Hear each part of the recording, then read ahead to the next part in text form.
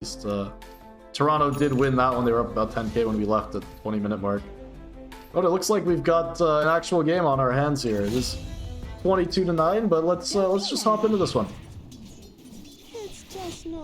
You go ahead and change the stream title, because despite the kill score, there's a lot of farm on Ursa, and USF's shown to be a very capable team so far this season. So I don't want to count them out of a game too soon.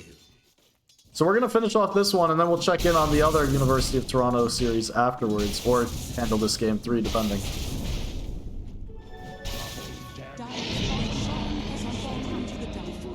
Sorry, I did realize that I missed that, but I was just changing the stream title in case anyone was just joining in now. Yeah, look at this. USF gonna find a glimpse back. Big Fat B. Gonna be stuck up on the high ground, taking a lot of damage, and Hook gonna be off the mark eventually. Will pay with his life. Now Little Fox looking to get involved. Does have that Aegis in hand, remember. Looking for the Enchantress. Never an easy kill with the Spirits, but starting to stack up the Fury swipes. Not able to find them, but it is Dob up on the high ground. Taking down one support, now looking for the second. The glimpse back.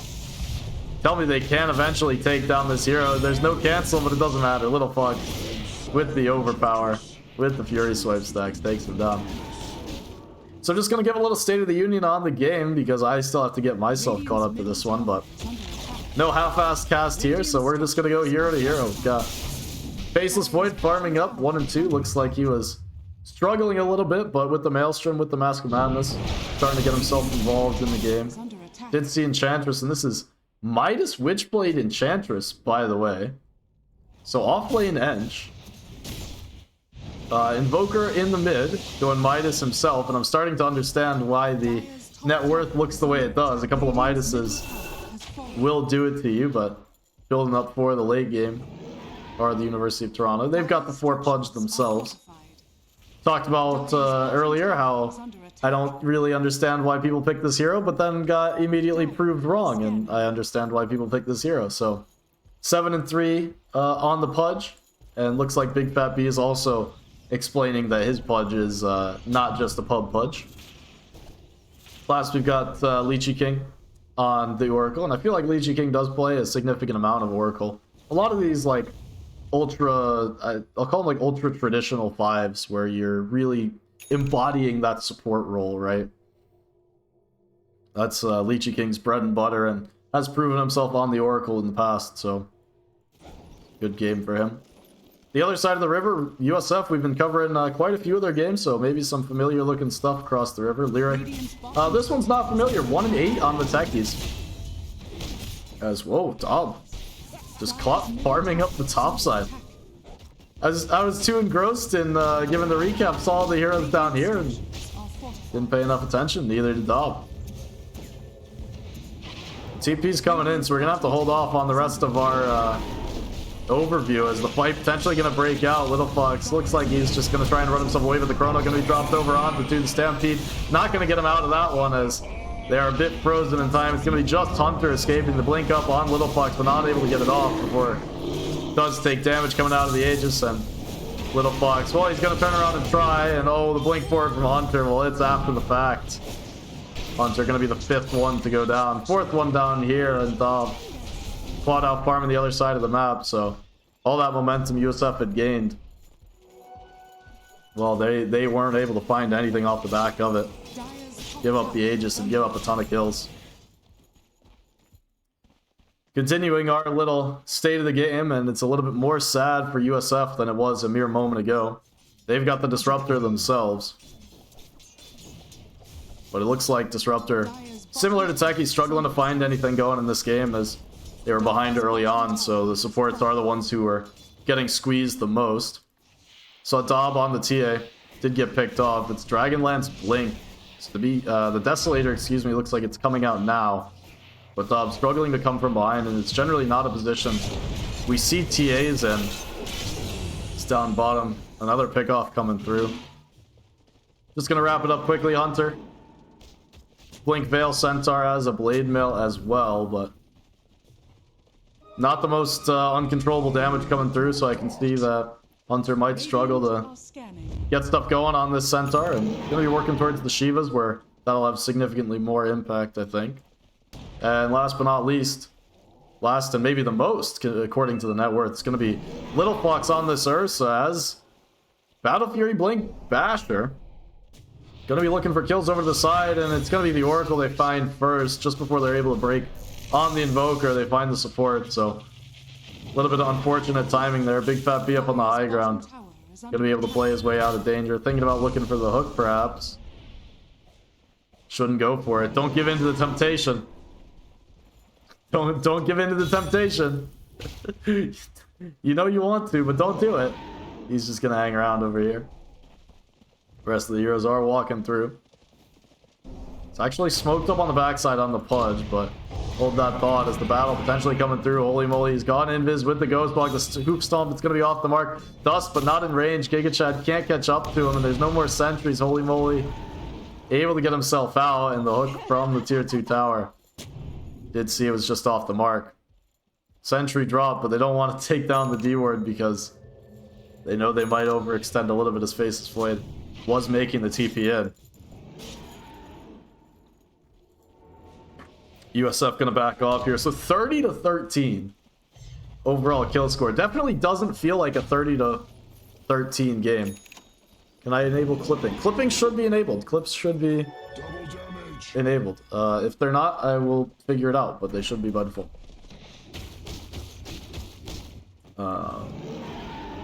But I will check that out after this USF Toronto game. Jump forward. Mea Culpa looking for the Chronosphere. Little Fox, a decent target to do it, but not going to be able to go for it. Instead, Little Fox with the jump forward, looking for that first hit bash. Didn't find it. And now taking a lot of damage inside of the Chronosphere. The Meatball came down over the top as well as the Disarm. Not going to be able to click into the Faceless Void. Instead, trying to run himself away, but the Spirit Vessel on the back. Tornado. It's going to be off the mark, but it looks like the Spirit Vessel might just take him down as the rest of the team gets cleaned up on the high ground. It's just Disruptor able to get back to the base.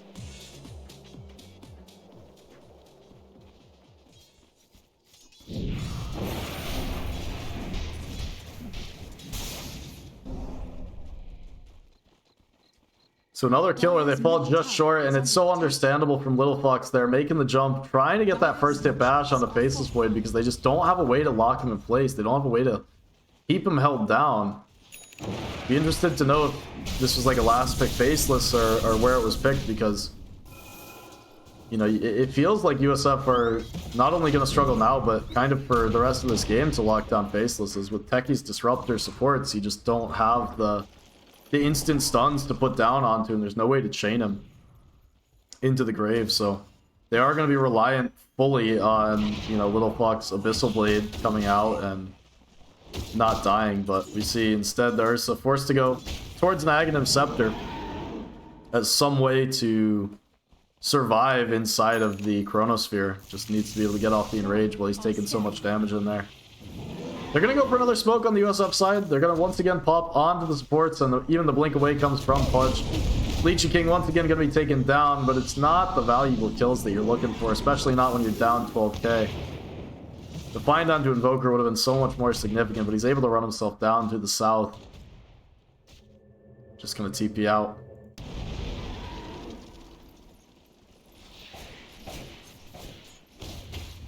USF starting to feel a little bit desperate. We see these back-to-back smoke plays kind of going into the same area. But after that last fight, they're certainly feeling the squeeze, and they know that they're not going to be able to take real team fights for a majority of this game. It's all going to be off the back of pickoffs. And it's going to be hard for them to avoid these first jumps. Radiant's bottom tower has fallen. Dire's middle tower is under attack. Radiant's bottom tower is under attack. Still, once again, USF starting to stabilize a little bit, but starting to stabilize down 12k is never where you want to be. And unfortunately, I've had the same thought a couple of times where it looks like, you know, they lost a fight, but now they're going to be able to find farm. They're going to be able to, you know, settle in behind Ursa and maybe find some pickoffs and come out okay, and then they just go ahead and lose the next fight. So under Have to attack. see what does happen next, but USF gonna be pretty desperate for a win here soon. As Toronto already up 1-0 in the series, looking to close it out 2-0. Saw game one on a little bit faster of a trajectory than this game number 2, but down 34-14, USF Are scanning. definitely need to dig out of the hole. It's going to be a third smoke straight here as they do look to get involved. Unfortunately, this time, Toronto controlling up the Roach pit nicely. They're all together, and it's going to be hard to find the angle in. Again, Little Fox will be fighting into the Chrono. Now, Toronto are inside of the pit straight away, Hunter. Now he's looking for it, but Mea Culpa gets off to the side. Now the jump forward, they're looking for him over there, but instead Ursa on the front line, looking to clear off anyone that he can. The Static Storm drop from the top, but it's just on to Punch. Little Fox struggling to set on targets, eventually ends up on the enchantment, but can't take her down. Slowed up and now running around the pit. Needs to get the hell out of there as the fight has broken around side. 3 kills for Toronto as they're just able to kite the pit perfectly there. And it's another struggle to get involved, and Ursa just kited throughout that fight. Don't have the connections, and does go down. And I hate to say it, we've only been in this game for what, like 12 minutes or so, maybe less, but it's feeling like we've just seen USF go down and down and downhill ever since we joined, and it wasn't that good to begin with when we joined. Just a quick recap on the graph, and you can see we like just missed actually joining the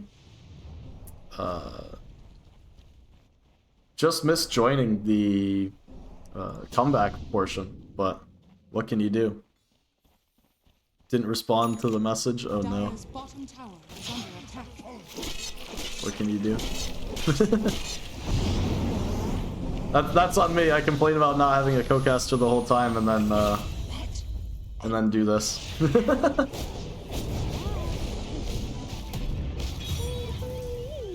Kill gonna be grabbed up on the top side. See if I can't get you in young based after this one. Maybe if there's a natural spot in this game to shoot you a message back, I will. But for now, I want to follow this one through because it does feel like each next fight might be the last one. They're looking for the Faceless up top. Need a couple of bashes here, but the disarmament comes through. There's still Aegis to work with on Faceless, able to get the jump back underneath the tower, and now the cleanup crew has arrived.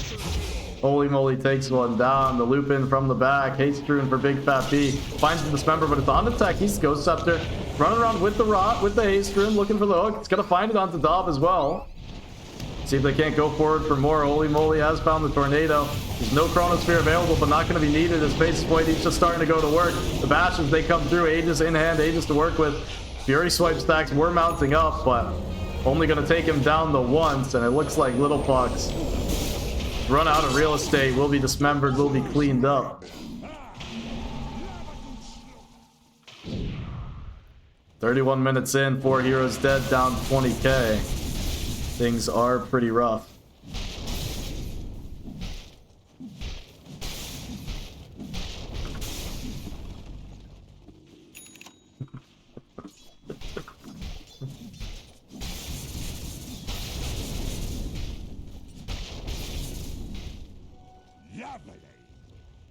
Dire's top tower is under attack.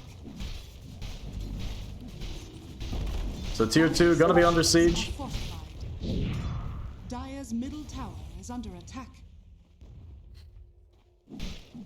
Looks like the setup is on as well.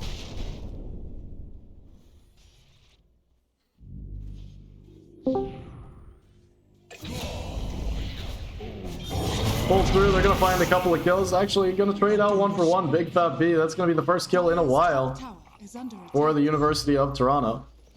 Gonna go ahead and pull in University of Toronto broadcast in for the co-cast. Hello, let me share you the game. Hello. There you go, you should be able to see that one. All right, cool. So it looks like UFP is kind of stomping this game. Yeah, I mean, when I joined Like, I joined immediately after the back of the last series because I was like, the games kind of went long, so we might be late in this one. It was only like a 4,000 gold lead, but the kill score was like 23, 24 to 9, something like that. But so it looked like they might be coming back, and you can look at the gold graph, like, this is when I joined. Like, right here. Oh, I see. So it was a relatively close game then. Yeah, so it's off the back of position 3 Enchantress Midas and an Invoker Midas, and I think that is kind of what let USF stall out the game and start to come back a little bit, but then Toronto off the back of the kill score, the kill lead had a decent experience lead, so they were just able to outlast some of the fights. Yeah, I mean, they seem to really have some control issues on the side of USF. They don't really have anything for this void. Yeah, exactly. It's been a hard one to find. They're going to be really reliant, I was saying earlier, on a future Abyssal Blade coming through from Ursa and just, you know, needing to burst them down in that amount of time. But certainly a rough one to play around. Ooh, the hook. Nearly found him. The halberd on Pudge, by the way, on top of 23 flesh heap stacks, so... Yeah, and the Ghost Scepter against the USF lineup, I think this guy has his itemization down. He really knows, like... Oh, he almost ran straight into the Disruptor. Maybe gonna find him. Mine's gonna be popped, and Disruptor says, hell no. I'm getting out of here. 23 flesh heaps. But I'm surprised he didn't go for the shard, because it seems to me like if he saves this void after one jump, USF don't have anything in the tank after that, so surprised that he didn't itemize for that. I guess he just thinks the halberd, he can just halberd this TA or Ursa when they jump in. Yeah, I think it must just be, like, the idea is that they don't even have that one jump. There's a complete lack of instant stun. So unless you're finding the Disruptor Static Storm over the top of multiple heroes too, not just the Void, but multiple heroes, and then, you know, into like blast off with no backline control of your own. There's really no lockdown, so it's hard. I did watch this draft, and I think this was a pretty early phase Void. It was a 14-15 Void, and USF, they did respond with the Centaur and the Ursa. Okay, yeah. I talk about it a lot when I'm doing drafts, is if they did, and it sounds like they did, hold that thought, this member can be found in the mid lane top. Gonna be in some trouble. Didn't have the TP immediately, and now definitely not gonna be able to use it with the Faceless Void in your face, so we'll be going down eventually, trying to get the damage out, but might end up trading off Enchantress with the BKB, putting in some damage, and there's no magic damage, there's no attack speed. Ursa trying to get involved in Cataclysm over the top, gonna find the kill. And still escaping, and the Tornado gonna lift up onto Little Fox. Little Fox not able to take her down. Glimpse actually pulls her away from the Ursa into the ice wall, and she's just gonna clean house. Eventually does go down. The Impetus can't save you from an Angry Bear in your face, but it's 4 heroes dead for USF. Holy moly, trying to make it a 5th, but he is chasing with the Ghost Walk. Little Fox hiding in the corner. Will get out. And that was beautifully played by the Invoker, using the EMP shard to pull everyone into the ice wall, making sure nobody could go on his inch. Yeah, no, Ursa did find the pick off in the end, but I think that was really well played. No, it was very nice. My point earlier that I was making that I like to say in the draft a lot is, if you do pick your supports first, 4 or 5 in your first 2 picks, you really can shoehorn your draft early. And it sounds like if they did USF pick Centaur and Ursa in that second phase, but it sounds like that's what they did exactly, and then weren't able to really draft proper control to address their issues. Yeah, and I think something we have to keep in mind with this UFT roster is they actually flex their players around in this game, because Simungus is their offlane player, and Bisquick is their support player on Ench. And this guy went offlane, and they flexed their mid laner to Pudge 4 to dodge the Ursa matchup, I think. Okay. So that's something that you can keep in mind this game. But yeah, it's one of those unfortunate ones where they end up with like Ench 3, and it's one of those where it would have been fun to watch the draft, because they did end up with some strange stuff. But obviously it's worked out pretty nicely for him. 48 to 17, 37 minutes in, so. But I find it really interesting when we play. A lot of these teams, they end up on the same side, and a lot like I see a lot of teams with Radiant and first pick, which is really strange to me because normally I'm used to seeing. Hold that thought, the years are getting gone on, but normally people tend to favor either Radiant or first pick, and at least first pick to be on Dire side. But in this series, UFT's gotten first pick and Radiant both games, so I don't think that should be something that should be happening. But not sure why that happens. Oh, a hidden cheese. Hidden cheese found. Little Fox managed to sneak his way into the corner. He didn't have TP, so Toronto They must might not have. see him with a courier comes, but using it Toronto in must not runs. have recognized that he didn't have TP because they have let him off the hook. Oh, They can double check his dire items. scan, make sure he's okay. They could There have he checked his comes, too. items. That's true. You can nowadays check his items afterwards. It's a little bit awkward because I think if you use the TP, like if you had one TP and then you use it out of vision, I think it shows that it's gone. Like there's that bug with obs doing that sometimes, where if you plant the obs off map, Chronosphere gonna be dropped over and it's gonna be a free kill. Pretty much any time you want to use it onto one. I think he's jumped into it as well, so make it a double. But yeah, if you plant the obs while you're out of vision and you have like obs and sentry, then sometimes you'll see it just switch to like just sentries. I see. So it might So do you the same thing can with actually TP. tell when people ward then. Yeah, I don't know if it's consistent. I've never like spent the time debugging it myself, but I've had it like happen against me where I was clicking on someone and then they put down a ward out of vision and you can see the ward. But also, like, weird stuff happens in Dota sometimes. Jump forward, Little Yeah. Fox. Not gonna be able to find the kill here. Pretty early false promise. Yeah, why not? He doesn't have Aegis, so keep him healthy. Just able to go up, and Toronto gonna be ready to close out the game. Enchantress Bloodthorn up and takes down a couple of kills. More than enough damage. Blade Mail not gonna save you.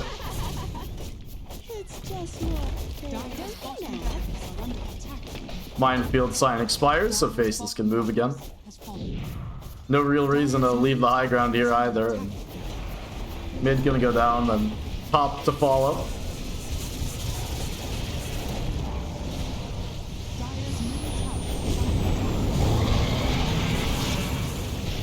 Stampede not gonna get Hunter out of dodge either, as we'll eventually get bashed down in place, and Enchantress gonna hold the line outside of the fountain. The team does work behind him on the buildings.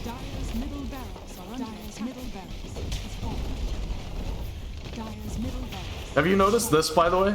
The tier 4 towers got updated. No, I did not. What is that supposed to mean? Do they get like will So they get Dire, patched or? no, so like Dire has always been in as bad guys, like on the back end. That's just like one of the initial things. So normally it says tower high five, and for some reason the tier 4 is on both okay, sides. that actually makes sense. Yeah. So for some reason, like usually it would just say tower, and it doesn't distinguish between what tower. But the tier 4s do that now. And I think it has to do with, oh, the hook pulls Ursa out of the base. Chronosphere on the back end. Ethereal Blade, make sure Leechy King gets that kill before the game ends. Couple of bonus ones. But yeah, I think it had to do with when the update came through that gave the cosmetic slot to the Ancient. I think it was the same time. Oh, the Ancient Dragon.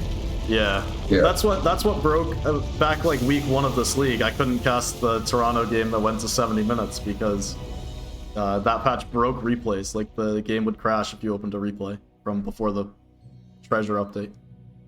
The one they played against Seneca? Yeah, exactly. So I didn't get to watch. It was a real shame. All right, straight into